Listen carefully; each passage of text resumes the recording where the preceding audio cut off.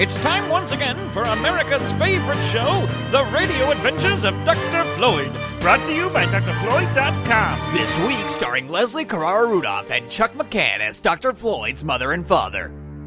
In our last intriguing installment, that devious deadbeat Dr. Steve carried out a plan to kidnap Dr. Floyd. Little did he know that his plan worked too well, and he had not only kidnapped Dr. Floyd, but also Dr. Floyd's father, Dr. Floyd Sr. as well. We now find both Dr. Floyds blindfolded and tied back-to-back to two chairs in a dark room in the hideous hideout of Dr. Steve. Dad! What? Dad! What? Dad! What? Dad! Where are you? Are you okay? Yes, son. I'm okay. I'm sorry to get you caught up in this. I don't know who's holding us prisoner, but in my line of work, you make a lot of enemies. Dad, these aren't your enemies, these are mine. We've been captured by Dr. Steve and Fidgert. Sure, son, sure. Just relax. I'll get us out of here. I am relaxed, Dad. I'm perfectly relaxed. I'm just trying to get the point through to you that it's Dr. Steve who's kidnapped us. He's my arch nemesis, not yours. Whatever you say, son. Poor thing. You must be delusional with fear. Sakes alive! Just be quiet, son. I need to figure out a way to get us out of here. Your mother and your little friends are probably worried sick about us by now. And with that, let's not waste any time and go check in on exactly how Mrs. Floyd, Dr. Grant, and Chips are doing. Well, I can't find Floyd and Floyd Jr. anywhere.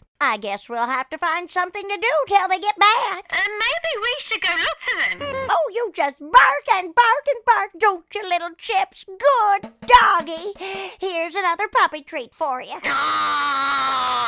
Oh, don't get fussy, Chips. Behave like Mr. Beardy Chin. Oh, I know. Let's take the dogs to the new dog park downtown. They can run around a bit and get the stink off. Mrs. Floyd, I'm sorry, but this just can't go on. Chips is not a dog. She's a robot. Chips is a robot. Oh, I see. Is that true? Yes. Well, that's fine. They allow robot dogs at the park, too. As Mrs. Floyd and Dr. Grant prepare to take their dogs to the park, let's check in with Dr. Floyd and his father, who are still being held prisoner at Dr. Steve's secret lair. Of course, that was when I was being held captive in the mountains of Mongolia by the king's secret army. I managed to barely escape using only my cunning, a roll of duct tape, and 6 boiled carrots. Yeah. Say, you wouldn't happen to have 6 boiled carrots on you, would you, son? No, Dad. No boiled carrots. That's a shame because... Shh! Someone's coming. Remember, name, rank, and serial number only. Well, hello, my captives. You know, I can't tell you how incredibly pleased I was to find out that I had not only captured you, Dr. Floyd, but your father as well.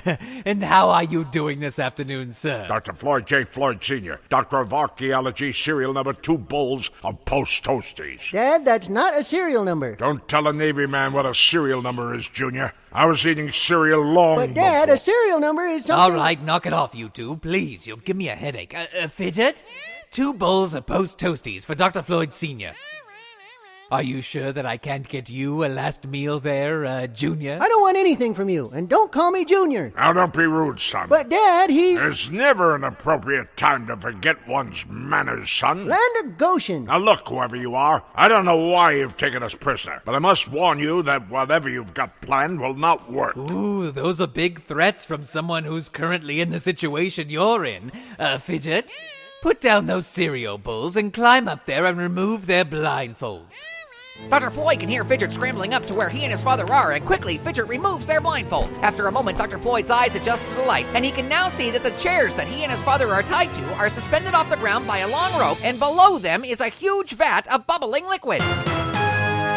Dr. Steve, what on earth do you have planned? You're so smart, you figure it out, Junior. Do not call me that. Hey, manners! Can it, Dad? Don't talk to your father that way. That's very disrespectful. Finally, someone with a modicum of decorum. I apologize for his manners. Oh, no need to apologize, sir. I live with his rudeness day in and day out.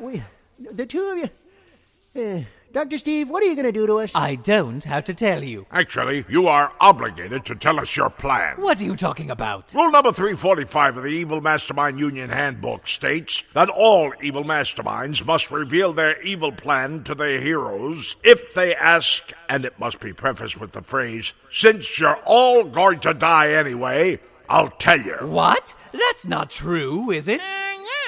Oh, well, I guess I'll have to look that up later. But in the meantime, since you're all gonna die anyway, I'll tell you. Really, son? You haven't beaten this guy yet? Dad! As you can see, Fidgert is now lighting a candle that will be placed under that rope. The very same rope holding you two above this 1,800-gallon vat. Now, when the flame burns through the rope, it will send the two of you plummeting into the vat below. Oh, and did I mention that the vat contains 1,800 gallons of... wait for it, citric acid? You did fill the vat with citric acid, didn't you, Fidgert? You gave me such a bad time about it this morning. Yeah, I did. Now I'd love to stay and watch you two plummet to your doom, but I need to run down to the grocery store. It seems we're out of Post Toasties and orange juice for some strange reason, which is funny because I recently purchased 3 600-gallon containers of it from the Super Soggy Sugar Mega Mart. But Fidgert drank most of it this morning. Anyway, have fun meeting your doom.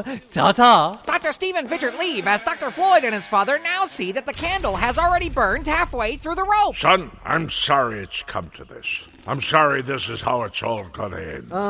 Dad? You know, I know that I wasn't always around you when you were growing up, and I'm sorry about that. But I was an archaeologist, and archaeologists have to travel the world to make money.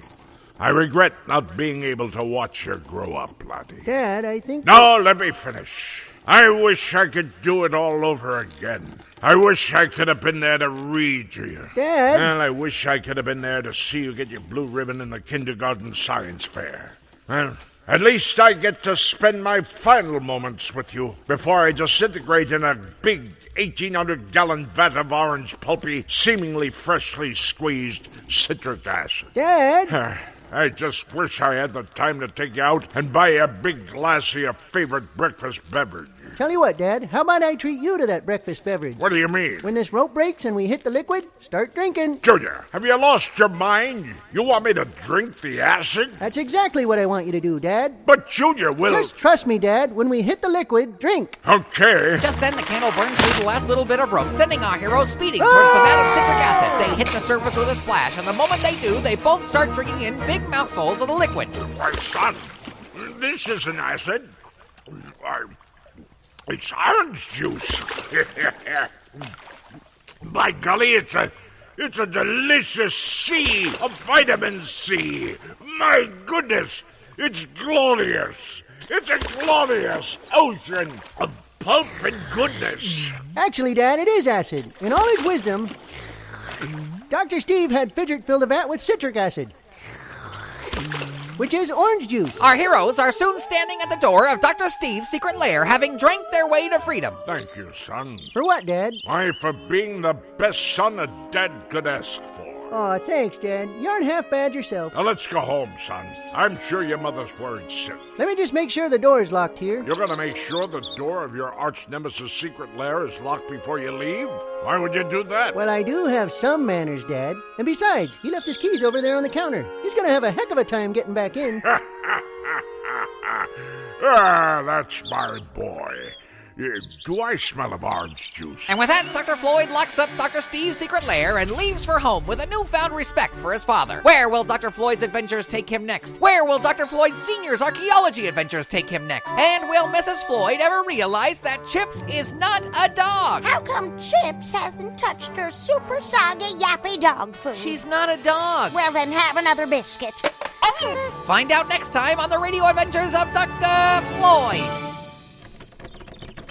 Hey, who locked the door to my secret lair? Curses, my keys are inside.